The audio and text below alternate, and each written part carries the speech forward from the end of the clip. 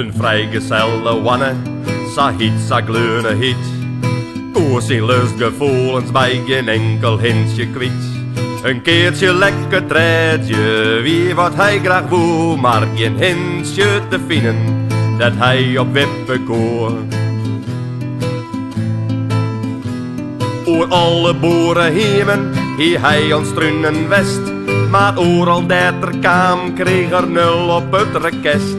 Geen enkel plompvee wifke, woe mij hem op het nest, dat was zijn zielenrest, dacht de wanne doe op de les. Ik ging naar de grote stad, daar vaak dat ik daar een hin, hult toevallig op een strieten, zien het leven erin. Maar us eer me wannevoon op zich naar potentieel, zelfs net een rassenbuurt of een hinnehoerbordeel.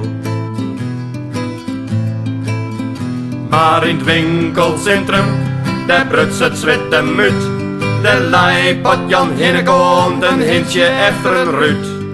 Neken in breed pikkenvel, breed uit in vol ornaat, de pootjes rjocht omheeg in een bedje ijsbergslaat.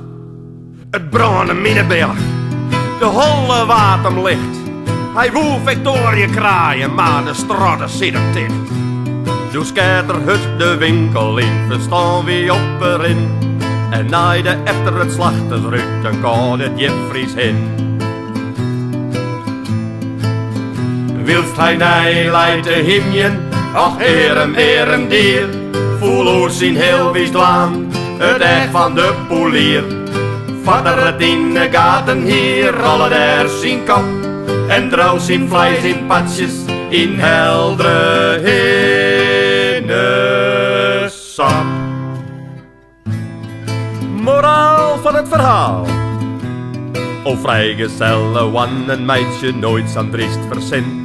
Vergrip je hem dus je geilens nooit on en kade hin. Het is voorbeeld wanneer voor eigen wordt net zijn lotgenoot. Dat mochten je moostrijd hebben, loop dan mij de poot.